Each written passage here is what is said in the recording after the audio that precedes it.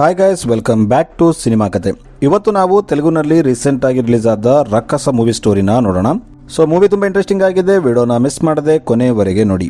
ಇನ್ನು ಕಥೆಯ ಆರಂಭದಲ್ಲಿ ಒಂದು ಊರನ್ನ ತೋರಿಸ್ತಾರೆ. ಇಲ್ಲಿ ಇರುವ ಒಂದು ಕೋಟೆಯಲ್ಲಿ ಒಬ್ಬ ಬ್ರಹ್ಮರಾಕ್ಷಸ ಇರ್ತಾನೆ. ಈ ಬ್ರಹ್ಮರಾಕ್ಷಸನಿಗೆ ಆಗಾಗ ಬಲಿ ಕೊಡ್ತಿರ್ತಾರೆ. ಆಕ್ಚುಲಿ ಈ ಬ್ರಹ್ಮರಾಕ್ಷಸ 2000 ವರ್ಷಗಳಿಂದ ಇಲ್ಲೇ ಇರ್ತಾನೆ. ಈ ಬ್ರಹ್ಮರಾಕ್ಷಸನಿಗೆ ಬಲಿ ಬೇಕಾಗಿದ್ದಾಗ ಈತ ಇದ್ದ ಕೋಟೆಯ ಮೇಲೆ ಒಂದು ಗುರುತು ಕಾಣ್ತಿರುತ್ತೆ. ಆಗ ಊರಿನ ಜನ ತಮ್ಮಲ್ಲಿ ಒಬ್ಬರನ್ನ ಆಯ್ಕೆ ಮಾಡಿ ಆ ಕೋಟೆ ಒಳಗೆ ಕಳಿಸ್ತಾರೆ. ಈ ಬ್ರಹ್ಮರಾಕ್ಷಸ 2000 ಕೆಳಗೆ ಒಂದು ಬಲಿ ಕೇಳಿರ್ತಾನೆ. ಆಮೇಲೆ 1000 ವರ್ಷದ ನಂತರ ಬಲಿ ಕೇಳಿರ್ತಾನೆ. ಆಮೇಲೆ ಈಗ ರೀಸೆಂಟ್ ಆಗಿ 500 ವರ್ಷಗಳ ಹಿಂದೆ ಬಲಿ ಕೇಳಿರ್ತಾನೆ. ಹೀಗೆ ಆ ಬ್ರಹ್ಮರಾಕ್ಷಸ ಎಷ್ಟು ಸಾರಿ ಗುರುತನ್ನ ಕೇಳ್ತಾನೋ ಆಗೆಲ್ಲ ಬಲಿ ಕೊಡ್ತಿರ್ತಾರೆ.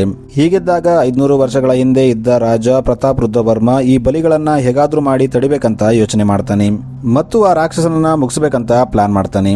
ಇದಕ್ಕಾಗಿ ಅವನು ಆ ಬ್ರಹ್ಮರಾಕ್ಷಸ ಬಲಿ ಕೇಳುವ ಟೈಮ್ಗಾಗಿ ವೇಟ್ ಮಾಡ್ತಿರ್ತಾನೆ. ಆಗ ಅವನಿಗೆ ಕೋಟೆಯ ಹಿಂದುಗಡೆ ಇನ್ನೊಂದು ಬಾಗಿಲಿದೆ ಅಂತ ಗೊತ್ತಾಗುತ್ತೆ. ಈಗ ರಾಜ ತನ್ನ ಸೈನಿಕರನ್ನ ಕರ್ಕೊಂಡು ಕೋಟೆಯ ಹಿಂದಿನ ದ್ವಾರದಿಂದ ಒಳಗೆ ಹೋಗ್ತಾನೆ. ಇಲ್ಲಿ ಇವರು ಆ ಬ್ರಹ್ಮರಾಕ್ಷಸನನ್ನ ಹುಡುಕ್ತಾರೆ. ಆ ಬ್ರಹ್ಮರಾಕ್ಷಸ ಒಂದು ರೂಮ್ ಅಲ್ಲಿ ಇರ್ತಾನೆ. ಆಗ ಇವರು ಆ ಬ್ರಹ್ಮರಾಕ್ಷಸನ ಮೇಲೆ ಅಟ್ಯಾಕ್ ಮಾಡ್ತಾರೆ. ಆದ್ರೆ ಆತ ತುಂಬಾ ಸ್ಟ್ರಾಂಗ್ ಆಗಿರ್ತಾನೆ. ಆತ ಅಲ್ಲಿದ್ದ ಎಲ್ಲ ಸೈನಿಕರನ್ನ ಮುಗಿಸ್ಬಿಡ್ತಾನೆ. ರಾಜ ಕೂಡ ಸತ್ತೋಗ್ತಾನೆ. ಈಗ ಹೊರಗೆ ರಾಜನಿಗಾಗಿ ವೇಟ್ ಮಾಡ್ತಿದ್ದ ಜನ ತುಂಬಾ ಹೊತ್ತಾದರೂ ರಾಜ ಬರದಿದ್ದಾಗ ಈಗ ರಾಜ ಮತ್ತೆ ಬರಲ್ಲ ಅಂತ ಕನ್ಫರ್ಮ್ ಮಾಡ್ಕೋತಾರೆ. ಈಗಿಂದ ಅವರು ಯಾರು ಕೋಟೆ ಒಳಗೆ ಹೋಗಬಾರ್ದು ಅಂತ ನಿಷೇಧ ಮಾಡ್ತಾರೆ ಮತ್ತು ಈಗಿಂದ ಯಾವಾಗಲಾದರೂ ಆ ಬ್ರಹ್ಮರಾಕ್ಷಸ ಬಲಿಯನ್ನ ಕೇಳಿದರೆ ಅದನ್ನ ಸಿದ್ಧ ಮಾಡಿ ಕೊಡ್ಬೇಕಂತ ತೀರ್ಮಾನಿಸ್ತಾರೆ. ಈಗ ಸಿನ್ ಪ್ರೆಸೆಂಟ್ ಟೈಮ್ಗೆ ಅಂದ್ರೆ 2026ಕ್ಕೆ ಶಿಫ್ಟ್ ಆಗುತ್ತೆ. ಇಲ್ಲಿ ನಮಗೆ ಒಂದು ಊರಲ್ಲಿ ಒಂದು ಬಸ್ ಹೋಗ್ತಿರೋದನ್ನ ತೋರಿಸ್ತಾರೆ. ಆಗ ಬಸ್ ಅನ್ನ ವೀರಬಾಬು ಸ್ಟಾಪ್ ಮಾಡ್ತಾನೆ. ಈಗ ವೀರಬಾಬು ಬಸ್ ಒಳಗೆ ಹೋಗಿ ಕೂತಾಗ ಆತನಿಗೆ ಅಲ್ಲಿ ತನ್ನ ಹಳೆ ಗುರುಜಿ ಕಾಣ್ತಾನೆ. ವೀರಬಾಬು ತನ್ನ ಗುರುಜಿಗೆ ನಾನು ಒಬ್ಬ ಹುಡುಗಿನ ಮದುವೆ ಆಗೋಕೆ US ನಿಂದ ಬಂದ್ಬಿಟ್ಟೆ ಅಂತ ಹೇಳ್ತಾನೆ. ಆಗ ಗುರುಜಿ ಆ ಹುಡುಗಿ ಯಾರು ಅಂತ ಕೇಳ್ತಾನೆ. ಅದಕ್ಕೆ ವೀರಬಾಬು ಆಕೆ ಹೆಸರು ಸುಕನ್ಯಾ, ಆಕೆನ ನಾನು ಮದುವೆ ಆಗ್ತೀನಿ ಅಂತ ಹೇಳ್ತಾನೆ. ಅಲ್ಲೇ ಆತನ ಪಕ್ಕದಲ್ಲಿದ್ದ ವೀರಬಾಬು ಫ್ರೆಂಡ್ ಆ ಹುಡುಗಿ ಬಗ್ಗೆ ಏನು ಹೇಳಕ್ಕೆ ಟ್ರೈ ಮಾಡ್ತಾನೆ. ಆದ್ರೆ ವೀರಬಾಬು ಅವನನ್ನ ತಡೆದು ಬಿಡ್ತಾನೆ. ಈಗ ಆ ಬಸ್ ಒಂದು ಮದುವೆ ಮನೆಗೆ ಬಂದು ನಿಲ್ಲುತ್ತೆ. ವೀರಬಾಬು ಕೆಳಗಿಳಿದು ನೋಡಿದಾಗ ಶಾಕ್ ಆಗ್ತಾನೆ. ಏಕೆಂದ್ರೆ ಆ ಮದುವೆ ಬೇರೆ ಯಾರ್ದು ಅಲ್ಲ, ಸುಕನ್ಯಾದಾಗಿರುತ್ತೆ. ಈಗ ವೀರಬಾಬು ಸುಕನ್ಯಾ ಹತ್ರ ಹೋಗಿ ಇದೇನು ಅಂತ ಕೇಳ್ತಾನೆ. ಆಗ ಸುಕನ್ಯಾ, ನಾನು ಈ ಮದುವೆನ ಇಷ್ಟದಿಂದ ಮಾಡ್ಕೋತಾ ಇಲ್ಲ, ನನ್ನ ಮನೆಯವರ ಒತ್ತಾಯದಿಂದ ಮಾಡ್ಕೋತಾ ಇದ್ದೀನಿ ಅಂತ ಹೇಳ್ತಾಳೆ. ಇದನ್ನ ಕೇಳಿ ವೀರಬಾಬು ಹೇಗಾದ್ರೂ ಮಾಡಿ ಈ ಮದುವೆನ ತಡಿಬೇಕು ಅಂತ ಪ್ಲಾನ್ ಮಾಡ್ತಾನೆ. ಈಗ ವೀರಬಾಬು ತನ್ನ ಫ್ರೆಂಡ್ ಬಾಲರಾಜುಗೆ ಈ ವಿಷಯ ಹೇಳ್ತಾನೆ. ಆಗ ಬಾಲರಾಜು ವೀರಬಾಬುಗೆ ಬಸ್ಸಲ್ಲಿ ಸಿಕ್ಕ ತನ್ನ ಗುರುಜಿ ಮನೆಗೆ ಕರ್ಕೊಂಡು ಹೋಗ್ತಾನೆ. ಏಕೆಂದ್ರೆ ಸುಕನ್ಯಾ ಮತ್ತು ಗುರುಜಿ ಮಗಳು ಇಬ್ಬರು ಸ್ನೇಹಿತರಾಗಿರ್ತಾರೆ.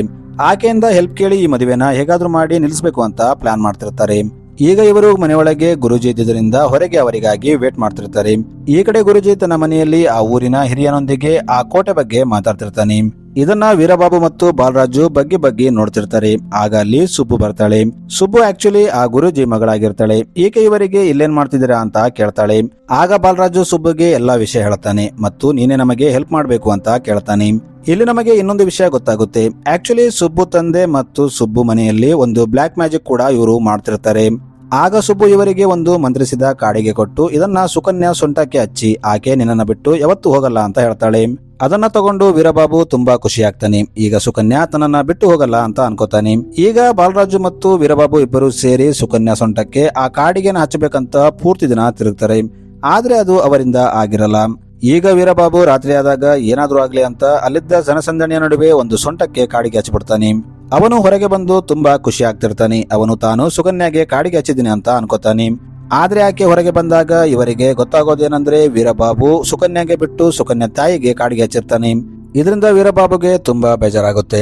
ಆಗ ಅಲ್ಲಿ ಬಾಲರಾಜ್ ಒಂದು ಬ್ರಾಂಡಿ ಬಾಟಲ್ ನ ತಗೊಂಡು ಬರ್ತಾನೆ. ಈತ ವೀರಬಾಬುಗೆ ಕೊಡ್ತಾನೆ. ಯಾಕಂದ್ರೆ ಈ ವೀರಬಾಬು ಲವ್ ಫೇಲರ್ ಆಗಿರುತ್ತೆ.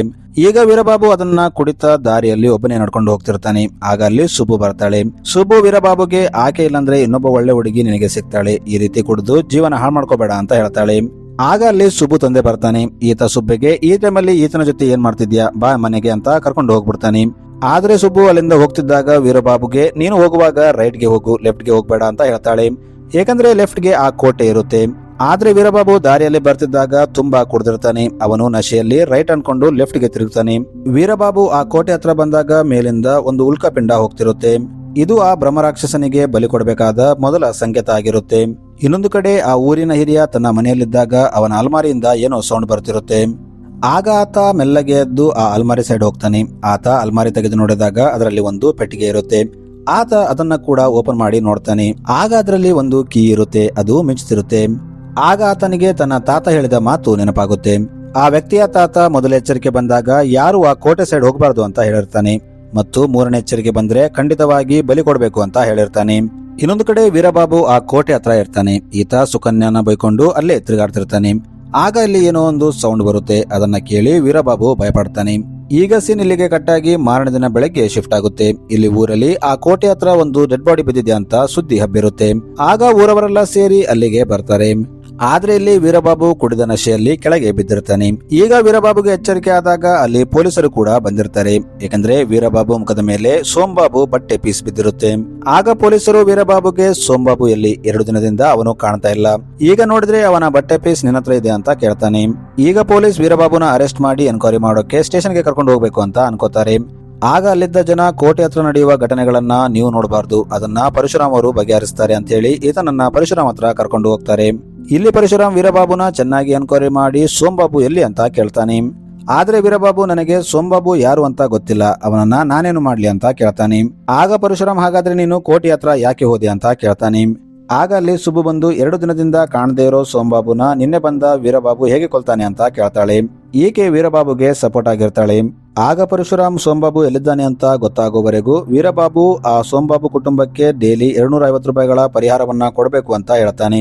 ಮತ್ತು ವೀರಬಾಬು ಹೇಳದೆ ಕೇಳದೆ ಕೋಟೆ ಹತ್ರ ಹೋಗಿದ್ದಕ್ಕೆ ಅವನಿಗೆ ಊರವರು ಯಾರು ಹೆಲ್ಪ್ ಮಾಡಬಾರ್ದು ಅಂತ ಹೇಳ್ತಾನೆ. ಈಗ ಮಾರನೇ ದಿನದಿಂದ ವೀರಬಾಬುಗೆ ಊರವರು ಯಾರು ಹೆಲ್ಪ್ ಮಾಡಲ್ಲ. ಈಗ ವೀರಬಾಬುಗೆ ಏನೇ ಬೇಕಿದ್ರು ತಾನೇ ಸ್ವಂತವಾಗಿ ಮಾಡ್ಕೊತಿರ್ತಾನೆ. ಈಗ ಸೀನ್ ಮತ್ತೆ ವೀರಬಾಬು ಗುರುಜಿ ಕಡೆ ಶಿಫ್ಟ್ ಆಗುತ್ತೆ. ಇಲ್ಲಿ ಆ ಊರಿನ ಹಿರಿಯ ಮತ್ತು ಗುರುಜಿ ಮಾತಾಡ್ತಿರ್ತಾರೆ. ಆ ಹಿರಿಯ ವ್ಯಕ್ತಿ ಗುರುಜಿಗೆ ಸ್ವಲ್ಪ ದಿನಗಳವರೆಗೆ ಆ ಕೋಟೆ ಹತ್ರ ಯಾರು ಹೋಗಬಾರ್ದು ಅಂತ ಹೇಳ್ತಾನೆ. ಇನ್ನೊಂದು ಕಡೆ ಬಾಲರಾಜುಗೆ ಊರಿನಲ್ಲಿದ್ದ ಗಂಗಯ್ಯ ತಾತ ಅನ್ನೋ ವ್ಯಕ್ತಿ ಸೋಮಬಾಬುನ ನೋಡಿದ್ದಾನೆ ಅಂತ ಗೊತ್ತಾಗುತ್ತೆ. ಈಗ ಇವರು ಬ್ರಾಂದಿ ಮತ್ತು ವಿಸ್ಕಿನ ತಗೊಂಡು ಆ ತಾತ ಹತ್ರ ಹೋಗ್ತಾರೆ. ಇಲ್ಲಿ ವೀರಬಾಬು ಆ ತಾತನಿಗೆ ಸೋಮಬಾಬು ಎಲ್ಲಿದ್ದಾನೆ ಅಂತ ಕೇಳ್ತಾನೆ. ಆದ್ರೆ ಆತ ಎಲ್ಲಾ ಕುಡಿದು ಏನು ಹೇಳದೆ ಸುಮ್ಮನೆ ಆಗ್ತಾನೆ. ಈಗ ಮಾರನೇ ದಿನ ಬೆಳಗ್ಗೆ ಕೆರೆ ಹತ್ರ ಊರಿನ ತುಂಬಾ ದನ ಕರುಗಳು ಸತ್ತೋಗಿರ್ತವೆ. ಇದು ಆ ಬ್ರಹ್ಮರಾಕ್ಷಸನಿಗೆ ಬಲಿ ಕೊಡ್ಬೇಕಂತ 2ನೇ ಸೂಚನೆ ಆಗಿರುತ್ತೆ. ಇದನ್ನ ನೋಡಿದ ಆ ಊರಿನ ಹಿರಿಯ ಈಗ ಬಲಿ ಕೊಡೋ ಟೈಮ್ ಆಯ್ತು ಅಂತ ಹೇಳ್ತಾನೆ. ಅದೇ ದಿನ ರಾತ್ರಿ ವೀರಬಾಬು ಒಂದು ಕಡೆ ಬೆಂಕಿ ಹಚ್ಚಿ ಕೂತು ಯೋಚನೆ ಮಾಡ್ತಿರ್ತಾನೆ. ಆಗ ಅಲ್ಲಿ ಸುಬ್ಬು ಬರ್ತಾಳೆ. ಈಕೆ ವೀರಬಾಬು ಕೈಯನ್ನ ನೋಡಿ ಆತನಿಗೆ ನಿನಗೆ ಲವ್ ಲೈಫ್ ತುಂಬಾ ಲಾಂಗ್ ಇದೆ ಅಂತ ಹೇಳ್ತಾಳೆ ಮತ್ತು ಆದಷ್ಟು ಬೇಗ ನಿನ್ನ ಎಲ್ಲಾ ಪ್ರಾಬ್ಲಮ್ಸ್ ಕ್ಲಿಯರ್ ಆಗುತ್ತೆ ಅಂತ ಹೇಳ್ತಾಳೆ. ಇಲ್ಲಿಂದ ಸುಬ್ಬು ವೀರಬಾಬುನ ಲವ್ ಮಾಡೋಕೆ ಸ್ಟಾರ್ಟ್ ಮಾಡ್ತಾಳೆ. ಈಗ ವೀರಬಾಬುಗೆ ಹಾಕಿದ್ದ ಪನಿಷ್ಮೆಂಟ್ ಟೈಮ್ ಕಂಪ್ಲೀಟ್ ಆಗುತ್ತೆ. ಆಗ ಬಾಲರಾಜು ವೀರಬಾಬು ಹತ್ರ ಬಂದು ನೀನು ಒಂದು ವಿಷಯ ಗಮನಿಸಿದ್ಯಾ, ಸುಬ್ಬು ನಿನ್ನ ಲವ್ ಮಾಡ್ತಿದ್ದಾಳೆ ಅಂತ ಹೇಳ್ತಾನೆ. ಇದನ್ನ ಕೇಳಿ ವೀರಬಾಬು ಕೂಡ ತುಂಬಾ ಖುಷಿ ಆಗ್ತಾನೆ. ಈಗ ಸ್ವಲ್ಪ ದಿನ ಆದ್ಮೇಲೆ 3ನೆಯ ಗುರುತು ಕಾಣುತ್ತೆ. ಇದರಿಂದ ಆ ಊರಿನ ಹಿರಿಯ ಈಗ ಬಲಿ ಕೊಡೋ ಟೈಮ್ ಆಯ್ತು ಅಂತ ಹೇಳ್ತಾನೆ. ಆಮೇಲೆ ತಮಗೆ ಪೂರ್ವಜರಿಂದ ಬಂದಿದ್ದ ಕೆಲವು ಪತ್ರಗಳನ್ನ ತರಿಸ್ತಾನೆ. ಈಗ ಇವರು ಆ ಪತ್ರಗಳನ್ನ ತೆಗೆದು ಓದಿದಾಗ ಅದರಲ್ಲಿ ಆ ಕೋಟೆ ಬಗ್ಗೆ ಸ್ಟೋರಿ ಇರುತ್ತೆ. ಆಕ್ಚುಲಿ ಸಾವಿರಾರು ವರ್ಷಗಳ ಕೆಳಗೆ ಈ ಊರಲ್ಲಿ ಒಂದು ಮಹಾಮಾರಿ ಬಂದಿರುತ್ತೆ.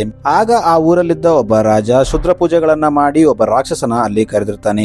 ಈ ರಾಕ್ಷಸ ಆ ಊರಲ್ಲಿದ್ದ ಮಹಾಮಾರಿಯನ್ನ ತೆಗೆದಿರ್ತಾನೆ ಮತ್ತು ರಾಜನ ಜೊತೆ ಒಂದು ಡೀಲ್ ಮಾಡ್ತಾನೆ. ಆ ಡೀಲ್ ಪ್ರಕಾರ ತಾನು ಬಲಿ ಕೇಳಿದಾಗ ಊರಲ್ಲಿದ್ದ ಪ್ರತಿಯೊಂದು ಮನೆಯಿಂದ ಒಂದೊಂದು ಪ್ರಾಣಿ ಬಲಿ ಕೊಡಬೇಕು ಮತ್ತು ಒಂದು ಮನೆಯಿಂದ ಮನುಷ್ಯರ ಬಲಿ ಕೊಡಬೇಕು ಅಂತ ಕೇಳಿರ್ತಾನೆ. ಆಗ ರಾಜ ಅದಕ್ಕೆ ಒಪ್ಕೊಂಡಿರ್ತಾನೆ. ಅದೇ ರೀತಿ ಈ ಪದ್ಧತಿ ಇಲ್ಲಿನವರೆಗೂ ನಡೆದು ಬಂದಿರುತ್ತೆ. ಒಂದು ವೇಳೆ ಈ ಬಲಿಯನ್ನ ಕೊಡದಿದ್ದರೆ ಆ ರಾಕ್ಷಸ ಕೋಟೆಯಿಂದ ಹೊರಗೆ ಬಂದು ಊರಲ್ಲಿದ್ದ ಪ್ರತಿಯೊಬ್ಬರನ್ನ ಕೊಲ್ತೀನಿ ಅಂತ ಹೇಳಿರ್ತಾನೆ. ಅದಕ್ಕೆ ಈಗ ಊರಿನವರು ತಮ್ಮಲ್ಲಿ ಯಾರು ಬಲಿಯಾಗ್ತಾರೆ ಅಂತ ಭಯಪಡ್ತಿರ್ತಾರೆ. ಈಗ ಪ್ರತಿಯೊಬ್ಬರ ಮನೆಯಿಂದ ಬಲಿಯನ್ನ ಕೊಡಬೇಕಾಗಿರುತ್ತೆ ಮತ್ತು ಒಬ್ಬ ಮನುಷ್ಯ ಬಲಿಯನ್ನ ಕೊಡಬೇಕಾಗಿರುತ್ತೆ. ಸೊ ಇವರು ಈಗ ಮನುಷ್ಯನನ್ನ ಯಾರು ಬಲಿ ಕೊಡ್ತಾರೆ ಅಂತ ಯೋಚನೆ ಮಾಡ್ತಿರ್ತಾರೆ. ಈಗ ತನ್ನ ಮನೆಯಲ್ಲಿ ಮಲ್ಕೊಂಡಿದ್ದ ವೀರಬಾಬುಗೆ ಕೋಟೆ ಹತ್ರ ಏನೋ ನಡೀತಾ ಇದೆ ಅಂತ ಗೊತ್ತಾಗುತ್ತೆ. ಈಗ ಅವನು ಕೋಟೆ ಹತ್ರ ಬಂದಾಗ ಅಲ್ಲಿ ಪರಶುರಾಮ್ ಇರ್ತಾನೆ. ಈತ ಪರಶುರಾಮ್ಗೆ ನಾನು ಕೋಟೆ ಹತ್ರ ಹೋದಾಗ ನನಗೆ ಪನಿಷ್ಮೆಂಟ್ ಎಲ್ಲ ಕೊಟ್ರಿ, ಆದ್ರೆ ಈಗ ನೀನು ಬಂದಿದ್ದೀಯಾ, ನಿನಗೆ ಪನಿಷ್ಮೆಂಟ್ ಇಲ್ವಾ ಅಂತ ಕೇಳ್ತಿರ್ತಾನೆ. ಆದ್ರೆ ಪರಶುರಾಮ್ ಅವನ ಮಾತನ್ನ ಕೇಳದೆ ಅಲ್ಲಿ ಗೋಡೆ ಹತ್ರ ಒಂದು ಕೀ ಹೋಲ್ ಇರುತ್ತೆ. ಅವನು ತನ್ನಲ್ಲಿದ್ದ ಕೀನ ಅದರಲ್ಲಿ ಹಾಕಿದಾಗ ಅಲ್ಲಿ ಒಂದು ಬಾಕ್ಸ್ ಓಪನ್ ಆಗುತ್ತೆ. ಆ ಬಾಕ್ಸ್ ಅಲ್ಲಿ ಕೆಲವು ಪತ್ರಗಳಿರುತ್ತೆ.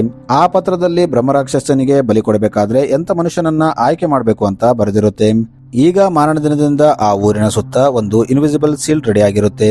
ಏಕೆಂದ್ರೆ ಈಗ 3ನೇ ಎಚ್ಚರಿಕೆ ಬಂದಿರುತ್ತೆ. ಆಗ ಊರಿನವರು ಆ ಊರನ್ನ ಬಿಟ್ಟು ಹೋಗೋಕೆ ಆಗ್ತಿರಲ್ಲ. ಈಗ ಬೇರೆ ಆಪ್ಷನ್ ಇಲ್ಲದೆ ಇವರು ಯಾರನ್ನ ಬಲಿ ಕೊಡಬೇಕಂತ ಆಯ್ಕೆ ಮಾಡ್ತಾರೆ.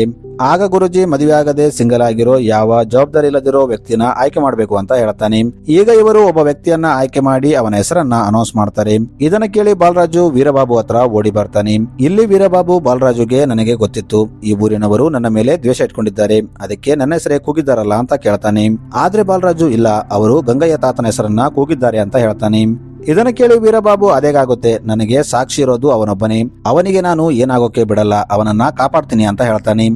ಈಗ ಬಾಲರಾಜು ಮತ್ತು ವೀರಬಾಬು ಗಂಗಯ್ಯ ತಾತ ಮನೆ ಹತ್ರ ಹೋಗಿ ಅವನನ್ನ ಅಲ್ಲಿಂದ ಕರ್ಕೊಂಡು ಹೋಗ್ತಿರ್ತಾರೆ. ಆದ್ರೆ ಅಲ್ಲಿ ಅಷ್ಟೊತ್ತಿಗೆ ಊರವರು ಬರ್ತಾರೆ. ಈಗ ಬೇರೆ ಆಪ್ಷನ್ ಇಲ್ಲದೆ ವೀರಬಾಬು ಮತ್ತು ಬಾಲರಾಜು ಗಂಗಯ್ಯ ತಾತನನ್ನ ಊರವರಿಗೆ ಒಪ್ಪಿಸ್ತಾರೆ. ಈಗ ಊರವರು ಗಂಗಯ್ಯ ತಾತನನ್ನ ರೆಡಿ ಮಾಡಿ ಮೆರವಣಿಗೆ ಮೂಲಕ ಆತನ ಮುಂದೆ ಕುಣಿತ ಅವನನ್ನ ಕೋಟೆ ಹತ್ರ ಕರ್ಕೊಂಡು ಬರ್ತಾರೆ. ಇವರು ಈಗ ಗಂಗಯ್ಯ ತಾತನನ್ನ ಕೋಟೆ ಮುಂದೆ ಬಿಟ್ಟು ದೂರ ಹೋಗಿ ನಿಂತ್ಕೋತಾರೆ. ಆಗ ಅಲ್ಲಿ ಮತ್ತೆ ವೀರಬಾಬು ಬರ್ತಾನೆ. ಈತ ಹೇಗಾದ್ರೂ ಮಾಡಿ ಗಂಗಯ್ಯ ತಾತನನ್ನ ಕಾಪಾಡಬೇಕು ಅಂತ ಅನ್ಕೋತಾನೆ. ಆದ್ರೆ ಅಲ್ಲಿ ಗಂಗಯ್ಯ ತಾತ ಸತ್ತೋಗ್ತಾನೆ. ಇದನ್ನ ನೋಡಿ ಊರವರು ಈತನನ್ನ ವೀರಬಾಬುನೇ ಕೊಂದಿರ್ಬೇಕು ಅಂತ ಹೇಳ್ತಾರೆ. ಆದ್ರೆ ವೀರಬಾಬು ಹೇಗಾದ್ರೂ ಗಂಗಯ್ಯ ತಾತನನ್ನ ಕೊಲ್ಲೋಕೆ ತಂದಿದ್ರಿ, ಆತ ಒಂದ್ 5 ನಿಮಿಷ ಮುಂಚೆ ಸತ್ತೋದ, ಇದ್ರಲ್ಲೇನಿದೆ ಅಂತ ಕೇಳ್ತಾನೆ. ಈಗ ಅಲ್ಲಿ ಊರಿನ ಹಿರಿಯರು ಮತ್ತು ಪರಶುರಾಮ್ ಬರ್ತಾನೆ. ಇಲ್ಲಿ ಗುರುಜಿ ಇವರಿಗೆ ನಾವು ಹೀಗಾಗುತ್ತೆ ಅಂತ ಮೊದಲೇ ಊಹಿಸಿದ್ವಿ, ಅದಕ್ಕೆ ಈಗ ನಾವು ಸ್ಪೇರ್ ಆಗಿ ಇನ್ನೊಂದು ಹೆಸರನ್ನ ಆಯ್ಕೆ ಮಾಡಿ ಇಟ್ಕೊಂಡಿದ್ವಿ ಅಂತ ಹೇಳ್ತಾನೆ. ಆ ಹೆಸರು ಬೇರೆ ಯಾರ್ದು ಅಲ್ಲ, ಬಾಲರಾಜ್ದಾಗಿರುತ್ತೆ. ಇದನ್ನ ಕೇಳಿ ಬಾಲರಾಜು ಶಾಕ್ ಆಗ್ತಾನೆ. ಆದ್ರೆ ವೀರಬಾಬುಗೆ ಅದು ಇಷ್ಟ ಆಗಲ್ಲ. ಅವನು ಅವರ ಜೊತೆ ವಾದ ಮಾಡ್ತಾನೆ ಮತ್ತು ಅವರಿಗೆ ಹಳೆ ಕಾಲದ ವಿಷಯಗಳನ್ನ ನಂಬಿ ಹೀಗೆ ಮಾಡೋದು ಸರಿಯಲ್ಲ, ಆ ಕೋಟೆಯಲ್ಲಿ ಏನಿದೆನೋ ಇಲ್ವೋ ಗೊತ್ತಿಲ್ಲ, ಸುಮ್ಮನೆ ಅದನ್ನ ನಂಬೇಡಿ ಅಂತ ಹೇಳ್ತಾನೆ. ಮತ್ತು ನಿಮಗೆ ಕಳಿಸ್ಲೇಬೇಕಂತಿದ್ರೆ ನನ್ನ ಕಳಿಸಿ, ನಾನು ಹೋಗಿ ನೋಡಿ ಬರ್ತೀನಿ ಅಂತ ಹೇಳ್ತಾನೆ. ಮತ್ತು ಬ್ರಹ್ಮರಾಕ್ಷಸನಿಗಾಗಿ ಹಚ್ಚಿದ್ದ ದೀಪವನ್ನ ಆರಿಸ್ಬಿಡ್ತಾನೆ. ಇದರಿಂದ ಅಲ್ಲಿ ಜೋರಾಗಿ ಗಾಳಿ ಬೀಸುತ್ತೆ. ಈಗ ಆ ಕೋಟೆ ಒಳಗಿಂದ ಒಂದು ಶಬ್ದ ಕೇಳುತ್ತೆ. ಇದನ್ನ ಕೇಳಿ ಊರವರು ಖಂಡಿತ ಒಳಗೆ ಬ್ರಹ್ಮರಾಕ್ಷಸ ಇದ್ದಾನೆ ಅಂತ ಅನ್ಕೋತಾರೆ. ಈಗ ಬೇರೆ ಆಪ್ಷನ್ ಇಲ್ಲದೆ ವೀರಬಾಬುನೇ ಆ ಬೆಂಕಿಯನ್ನ ಆರಿಸಿದಕ್ಕೆ ಅವನನ್ನ ಈಗ ಕೋಟೆ ಒಳಗೆ ಕಳಿಸ್ತಾರೆ. ಈಗ ವೀರಬಾಬು ಒಳಗೆ ಬಂದಾಗ ಅವನ ಮೇಲೆ ಅಟ್ಯಾಕ್ ಆಗುತ್ತೆ. ಇಲ್ಲಿ ಆಟೋಮೆಟಿಕ್ ಆಗಿ ಬಾಣ ಮತ್ತು ಕತ್ತಿಗಳನ್ನ ಸೆಟ್ ಮಾಡಿ ಇಟ್ಟಿರ್ತಾರೆ. ವೀರಬಾಬು ಅವುಗಳಿಂದ ತಪ್ಪಿಸ್ಕೊಂಡು ಮುಂದೆ ಹೋಗ್ತಿರ್ತಾನೆ. ಇವನು ಮುಂದೆ ಹೋಗ್ತಿದ್ದಾಗ ಯಾರೋ ಹಿಂದೆಯಿಂದ ಸೌಂಡ್ ಮಾಡ್ತಾರೆ. ಅದನ್ನ ಕೇಳಿ ವೀರಬಾಬುಗೆ ಭಯವಾಗುತ್ತೆ. ಅವನು ಭಯದಲ್ಲಿ ನನ್ನನ್ನ ಏನು ಮಾಡಬೇಡಿ, ನಾನು ಇಲ್ಲಿಂದ ಹೋಗ್ಬಿಡ್ತೀನಿ ಅಂತ ಮುಂದೆ ನಡ್ಕೊಂತಾ ಹೋಗ್ತಿರ್ತಾನೆ. ಆಗ ಯಾರೋ ಹಿಂದೆಯಿಂದ ಬಂದು ಅವನ ಜೋಬಲ್ಲಿ ಕೈ ಹಾಕ್ತಾರೆ. ವೀರಬಾಬು ಭಯದಿಂದ ಹಿಂದೆ ತಿರುಗಿ ನೋಡ್ತಾನೆ. ಆದ್ರೆ ಆತ ಇಲ್ಲಿ ನೋಡಿ ಶಾಕ್ ಆಗ್ತಾನೆ, ಯಾಕಂದ್ರೆ ಅದು ಬೇರೆ ಯಾರು ಅಲ್ಲ, ಸೋಮಬಾಬು ಆಗಿರ್ತಾನೆ. ಇದೇ ಸೋಮಬಾಬು ಮಿಸ್ಸಿಂಗ್ ಕೇಸಲ್ಲಿ ವೀರಬಾಬುಗೆ ಪನಿಷ್ಮೆಂಟ್ ಕೊಟ್ಟಿರ್ತಾರೆ. ಇಲ್ಲಿ ಸೋಮಬಾಬು ವೀರಬಾಬುಗೆ, ನಾನು ಇಲ್ಲಿ ಬಂದು 10 ದಿನ ಆಯ್ತು, ಇಲ್ಲಿಂದ ಹೇಗೆ ಹೊರಗೆ ಹೋಗ್ಬೇಕಂತ ಗೊತ್ತಾಗ್ತಿಲ್ಲ, ನೀನು ಒಳಗೆ ಹೇಗೆ ಬಂದೆ ಅಂತ ಹೇಳು, ಹಾಗೆ ಹೊರಗೆ ಹೋಗೋಣ ಅಂತ ಹೇಳ್ತಾನೆ. ಆಗ ವೀರಬಾಬು ಸೋಮಬಾಬುಗೆ ನೀನು ಒಳಗೆ ಹೇಗೆ ಬಂದೆ ಮತ್ತು ಯಾಕೆ ಬಂದೆ ಅಂತ ಕೇಳ್ತಾನೆ. ಈಗ ಸೋಮಬಾಬು ತನ್ನ ಸ್ಟೋರಿ ಹೇಳ್ತಾನೆ. ಆಕ್ಚುಲಿ ಸೋಮಬಾಬು ಒಬ್ಬ ಕಳ್ಳ ಆಗಿರ್ತಾನೆ. ಈತನ ಹೆಂಡತಿ ಒಂದು ವಿಷಯ ಕಂಡಿಡ್ತಾಳೆ. ಆಕೆ ಆ ಕೋಟೆ ಒಳಗೆ ಬಂಗಾರದ ನಿಧಿಗಳಿವೆ, ಅದಕ್ಕೆ ಊರಿನವರು ಅಲ್ಲಿ ಬ್ರಹ್ಮರಾಕ್ಷಸ ಇದ್ದಾನೆ ಅಂತ ಕಟ್ಟುಕತೆಯನ್ನು ಹಬ್ಬಿಸಿ ಯಾರು ಹೋಗ್ಬಾರ್ದು ಅಂತ ಅಲ್ಲಿ ಲಾಕ್ ಮಾಡಿದ್ದಾರೆ ಅಂತ ಹೇಳ್ತಾಳೆ. ಇದನ್ನ ಕೇಳಿ ಸೋಮಬಾಬು ಆ ನಿಧಿಯನ್ನ ಹುಡುಕೋಕೆ ಕೋಟೆ ಒಳಗೆ ಬಂದಿರ್ತಾನೆ. ಈಗ ಇವರಿಬ್ಬರು ಸೇರಿ ಇಲ್ಲಿಂದ ಹೇಗೆ ಹೊರಗೋಗ್ಬೇಕಂತ ನೋಡ್ತಿರ್ತಾರೆ. ಆಗ ಅವರಿಗೆ ಒಂದು ದಾರಿ ಕಾಣುತ್ತೆ. ಆದ್ರೆ ಆ ದಾರಿ ಕಲ್ಲುಗಳಿಂದ ಮುಚ್ಚೋಗಿರುತ್ತೆ. ಆಗ ಇವರು ಆ ಕಲ್ಲುಗಳನ್ನ ತೆಗೆಯೋಕೆ ಟ್ರೈ ಮಾಡ್ತಿರ್ತಾರೆ. ಆಗ ಅಲ್ಲಿ ಬಾವಲಿಗಳು ಬಂದು ಇವರನ್ನ ಡಿಸ್ಟರ್ಬ್ ಮಾಡ್ತಿರುತ್ತೆ. ಇವರು ಈಗ ಬಾವಲಿಗಳಿಂದ ತಪ್ಪಿಸ್ಕೊತಿದ್ದಾಗ ಹಿಂದೆ ಒಂದು ಸೌಂಡ್ ಬರುತ್ತೆ. ಅವರು ತಿರುಗಿ ನೋಡಿದಾಗ ಅಲ್ಲಿ ಬ್ರಹ್ಮರಾಕ್ಷಸ ಇರ್ತಾನೆ. ಈಗ ರಾಕ್ಷಸ ಇವರ ಮೇಲೆ ಅಟ್ಯಾಕ್ ಮಾಡ್ತಾನೆ. ಆಗ ವೀರಬಾಬು ಮತ್ತು ಸೋಮಬಾಬು ಅಲ್ಲಿಂದ ಓಡ್ತಿರ್ತಾರೆ. ಇವರು ಓಡ್ತಾ ಓಡ್ತಾ ಒಂದು ಕುಣಿ ಒಳಗೆ ಬೀಳ್ತಾರೆ. ಆ ಕುಣಿ ತುಂಬಾ ಕತ್ತಲಾಗಿರುತ್ತೆ. ವೀರಬಾಬು ಎಲ್ಲ ಕಡೆ ನೋಡಿದಾಗ ಅವನಿಗೆ ಅಲ್ಲಿ ಅಸ್ಥಿಪಂಜರಗಳು ಕಾಣುತ್ತೆ. ಅಸ್ಥಿಪಂಜರಗಳನ್ನ ನೋಡಿದ ವೀರಬಾಬು ಭಯ ಪಡ್ತಿರ್ತಾನೆ. ಆಗ ಅವನು ಗಮನಿಸಿ ನೋಡಿದಾಗ ಅಲ್ಲಿ ಗೋಡೆ ಮೇಲೆ ಏನೋ ಬರೆದಿರುತ್ತೆ. ಇದನ್ನ ಆ ರಾಜನ ಜೊತೆ ರಾಕ್ಷಸನನ್ನ ಕೊಲ್ಲೋಕೆ ಬಂದ ಸೈನಿಕರಲ್ಲಿ ಒಬ್ಬಾತ ಬರೆದಿರ್ತಾನೆ. ಇಲ್ಲಿ ಆ ಸೈನಿಕ ಹೀಗೆ ಬರೆದಿರ್ತಾನೆ, ನಾವು ಆ ರಾಕ್ಷಸನನ್ನ ಕೊಲ್ಲೋಕೆ ಬಂದಾಗ ಅವನನ್ನ ವೀಕ್ ಮಾಡೋ ಒಂದು ಚೂರ್ಣ ನಮಗೆ ಸಿಕ್ಕಿತ್ತು. ಆ ಚೂರ್ಣವನ್ನ ಆ ರಾಕ್ಷಸನಿಗೆ ಹಚ್ಚಿದ್ರೆ ಆತ ವೀಕ್ ಆಗ್ತಾನೆ ಮತ್ತು ಒಂದು ವಿಶೇಷವಾದ ಕತ್ತಿಯಿಂದ ಅವನಿಗೆ ಚುಚ್ಚಿದ್ರೆ ಆ ರಾಕ್ಷಸ ಸತ್ತೋಗ್ತಾನೆ ಅಂತ ಬರೆದಿರ್ತಾನೆ. ಮತ್ತು ಆತ ಮುಂದೆ ಬರೀತಾ, ನಾವು ನಮ್ಮ ಪ್ಲಾನ್ ಪ್ರಕಾರ ರಾಕ್ಷಸನ ಕೊಲ್ಲೋಕೆ ಬಂದಿದ್ವಿ, ಆದ್ರೆ ಆತ ಎಲ್ಲರನ್ನ ಮುಗಿಸ್ಬಿಟ್ಟ. ಆಗ ನಾನೊಬ್ಬನೇ ಉಳಿದೆ. ಆದ್ರೆ ನಮ್ಮ ರಾಜ ಒಂದು ಕತ್ತಿಯನ್ನ ಆ ರಾಕ್ಷಸನೊಳಗೆ ಚುಚ್ಚಿದ್ದ. ಆಗ ನಾವು ಅವನ ರುದ್ರ ರೂಪವನ್ನ ನೋಡಿದ್ವಿ. ಆತ ನಮ್ಮ ರಾಜನನ್ನ ಸಾಯಿಸ್ಬಿಟ್ಟ. ಆಗ ನಾನು ಭಯದಿಂದ ಅಲ್ಲಿಂದ ಓಡಿ ಈ ರೂಮ್ ಒಳಗೆ ಬಂದೆ. ಇನ್ನೊಂದು ಕತ್ತಿ ಅಲ್ಲೇ ಎಲ್ಲೋ ಬಿದ್ದಿರಬೇಕು ಮತ್ತು ನಾನು ಇಲ್ಲಿಂದ ಹೊರಗೆ ಹೋಗ್ಬೇಕಾದ್ರೆ ಈ ಡೋರ್ ನ ಓಪನ್ ಮಾಡೋಕೆ 2 ವ್ಯಕ್ತಿಗಳು ಬೇಕು. ಆದ್ರೆ ನಾನು ಒಬ್ಬನೇ ಇದ್ದಿದ್ದರಿಂದ ಈ ಡೋರ್ ನ ಓಪನ್ ಮಾಡೋಕೆ ಆಗಿಲ್ಲ ಅಂತ ಬರೆದಿರ್ತಾನೆ. ಮತ್ತು ನನ್ನ ಲಾಕೆಟ್ ನಲ್ಲಿ ಆ ಪ್ಲೇಸ್ ಮ್ಯಾಪ್ ಇದೆ ಅಂತ ಬರೆದಿರ್ತಾನೆ. ಈಗ ವೀರಬಾಬು ಆ ಸೈನಿಕನ ಸ್ಕೆಲೆಟನ್ ನಿಂದ ಆ ಲಾಕೆಟ್ ನ ತಗೋತಾನೆ.